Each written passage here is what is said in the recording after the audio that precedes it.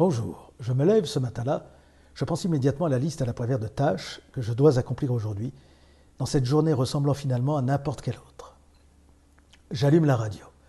Vague de froid en France. Attention, nous dit le journaliste, couvrez-vous et faites attention, il y a des risques avec ce froid. Quel risque? On ne sait pas vraiment, mais c'est le premier d'une longue série qui va parsemer la journée. En même temps, on annonce un pic de pollution, donc la vitesse sera réduite. C'est normal, c'est la faute de l'homme qui pollue la planète. Le journaliste, toujours lui, nous explique quelques précautions prendre. Moi, beaucoup plus terre à terre, c'est pas bien, je sais, je pense aux quelques kilomètres que je dois parcourir aujourd'hui, et je me dis, attention à ne pas dépasser la vitesse, il me reste que 7 points, les 5 autres ayant été perdus de ci de là pour de petits excès. Chauffard que je suis. Pendant que je me rase, contrairement à certains qui pensaient à l'Élysée, moi je pense plutôt à savoir où je vais pouvoir me garer, puisque la plupart des villes prennent des mesures coercitives pour éloigner l'automobiliste pollueur et potentiellement assassin. Les montants de parking suivent l'évolution du coût de la vie, mais avec une frénésie inimaginable. Au moment de partir, après m'être assuré que la maison est bien fermée et que rien n'est en vue, averti que nous sommes d'une recrudescence dans le quartier de vol par effraction, je réalise que le réservoir est vide. Pas le choix, direction la station-service la plus proche. Mais même si elle est proche en distance, c'est déjà le parcours du combattant. Embouteillage monstre. Bah oui, mon brave monsieur. Là où la circulation se faisait sur 2 ou 3 fils il y a quelques années, les pouvoirs publics ont raisonné malin pour s'adapter à la doxa dominante. Une file pour les bus et taxis, une pour les vélos, et une dernière pour le reste, c'est-à-dire pour les milliers d'automobilistes. Parlez-en aux Grenoblois pour qui aller au travail depuis quelques mois relève de l'exploit. Bien entendu, j'accède donc à la station-service, ce qui me permet de réaliser que pour notre bien, le gouvernement a augmenté massivement le prix du diesel. Et oui, il pollue le diesel. Ah bon? Il y a une vingtaine d'années, quiconque ne roulait pas au diesel et au filtre à particules était inconséquent. Comprenne qui pourra. Bref, je tente d'oublier les 1,40 € du prix du litre que je me retrouve sur l'autoroute.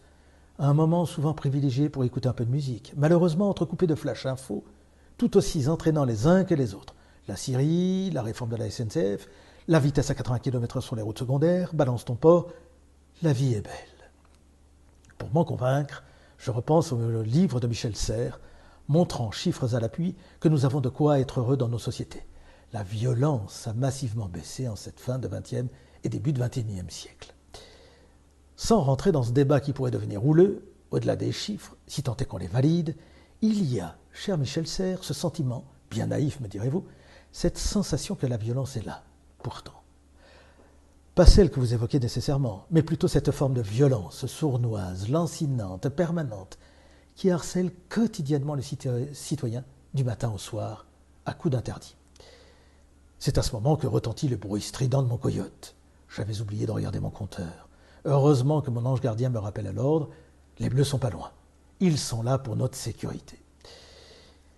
Pour ceux qui roulent sans regarder dans le rétro, sur la gauche pendant des kilomètres, au régulateur à 129 km/h, en regardant la route de temps en temps, concentrés à envoyer des textos ou regarder un film, ça ne rentre pas dans les statistiques des délinquants de la route.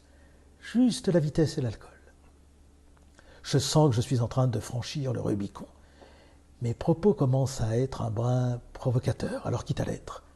J'en remets une couche. Je me suis garé le long du trottoir pour consulter l'adresse de mon client sur mon téléphone. Fier que je suis de ne pas le faire en roulant. Mais patatras, c'est vrai. Je risque maintenant une contravention et 3 points de retrait sur mon permis. Téléphoner même arrêté, c'est interdit. Interdit. Je propose que les autorités nous fassent une liste de ce qui est désormais autorisé avant interdiction. Ce sera plus simple et plus court. C'est d'ailleurs l'objet d'une joute verbale sur les ondes radiophoniques entre le président du syndicat des buralistes et la présidente d'une association qui lutte contre le tabagisme. Je suis heureusement délivré de ces discussions surréalistes où le gouvernement nous explique d'un côté par la voix de cette présidente que c'est pas bien de fumer, que c'est dangereux. Vous connaissez la ritournelle? Et en même temps se gave avec les taxes des clopeurs, qui n'auront bientôt plus de droit sur leur vie, puisque c'est une affaire de santé publique. Bref, j'arrive chez mon client, je coupe le contact, et devant moi, sur la vitrine d'un arrêt de bus, je vois une publicité d'un magazine faisant la une sur le bien-être et le bonheur. Il ne dépendrait que de nous. Moi, je veux bien, mais diable, avant de comprendre que le bonheur est en moi, il me faut déjà lutter pour se sortir de toutes ces ondes maléfiques. Et ce n'est pas une mince affaire. Pour conclure cette description, je mets de côté le serveur du restaurant agréable comme une porte de prison, mais heureux de me délester de 25 € pour le plat du jour, l'eau et le café. Je ne me risquerai plus à envisager un verre de vin. C'est défendu le midi avant de reprendre la route. Une nouvelle et draconienne directive européenne pour la protection des données privées en entreprise. Un véritable cauchemar, pendant que 2 milliards d'individus exhibent leur existence sur Facebook. Vous avez dit bizarre. Datadoc, ou comment passer 15 jours à remplir des cases pour l'administration, sans jamais pouvoir contacter quiconque, ceci afin de recevoir le sésame de l'administration pour continuer à exercer mon métier après pourtant 18 années d'exercice. Le parcours fléché est non moins insupportable pour obtenir un passeport. La vie, quoi. Le soir venu, au moment de fermer les yeux, je revois ces paysans marocains, au pied de l'Atlas, loin de cette frénésie occidentale, gardant leurs troupeaux, que j'ai croisés, moi, au guidon d'un quad. Je n'ose à peine l'avouer, me déplacer sur un engin roulant à l'énergie fossile aux portes du désert.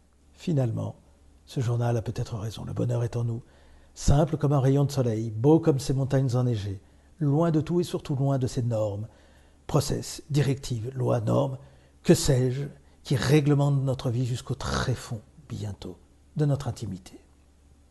Vous retrouverez cette vidéo sur le blog MC2F, ou sur le site MC2F, et au plaisir de vous retrouver jeudi prochain. D'ici là, portez-vous bien.